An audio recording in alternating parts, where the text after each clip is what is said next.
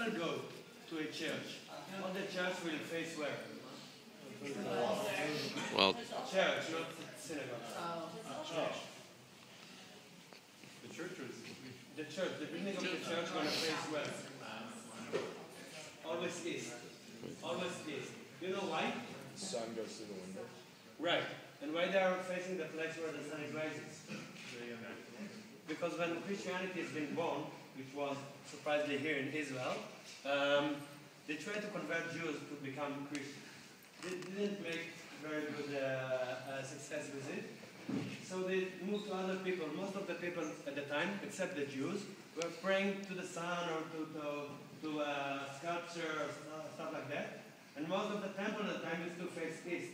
So they said, okay, we want you to be Christian. We're going to build our temples in the same direction. We're not supposed to do a very big move.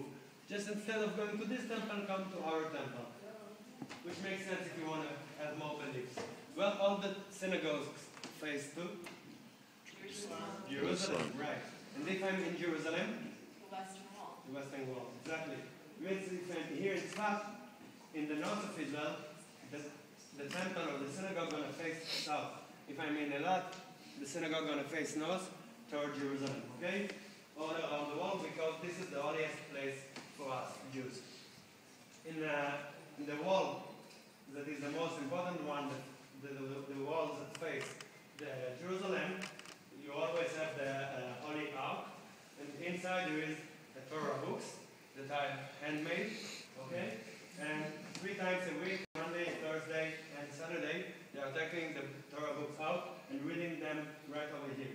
To make sure that you're not going to have like 3 days without learning the Torah, okay? Usually, in the synagogue, we pray 3 times a day, morning, noon, and evening.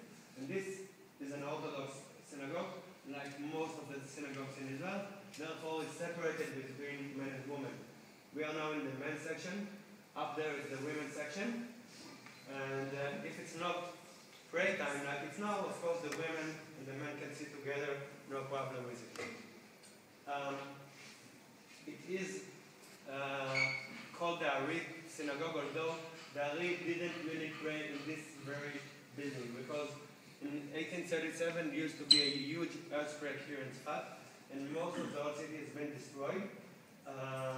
So they rebuilt the temple in the same place, in the same spot, like the oldest one was. So in the same location, but probably not exactly the same building. Although I can guess that it's probably the same rocks. They probably used the same rocks to rebuild the synagogue. 2 last things. First, did you pay attention to it? We see many blue colors around us. That's unique to all the traditional villages or houses, not just in Tzfat. You can see that in our village and places like that. The reason for it is that in traditional belief, that's supposed to confuse the bad eyes or the evil. They'll come over here and they'll not see that our human being over here. They see, oh, it's just sky. I will continue to look for people in another place. I have to say that I made an experience in the University of Haifa, and they figure out that the colors that flies hate the most is blue. So I don't know exactly about ghosts, but about flies is going but you're going to see blue color all around Tzfat. Last story related to this synagogue, and this story that I cannot prove, but it's probably happened because it's not 500 years ago, it's from 1948. 1948, David Ben-Gurion declared the independence of Israel, and the independence war broke. Or we call it the independence war, the Muslims call it, the Arabs call it the Nakba, whatever. Tzfat used to be a mixed city between Arabs and Jews. And Muslim people who was nearby started to bombard the Jewish quarter. It was Friday Eve, and the people were praying right over here, when one of the bombs landed in the yard of this synagogue.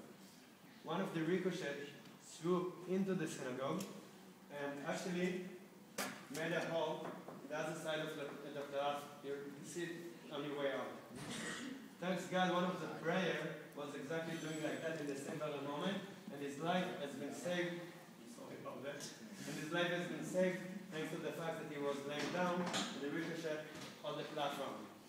In our tradition, when something like that happened, when something bad is supposed to happen, and in the end, a miracle happened, that's a place that we believe that good thing might happen again. Therefore, you'll see notes in this small hall, because people are still writing notes, asking God to deal them, to give them favors, or whatever you want to call it, and you'll see that right when we get out.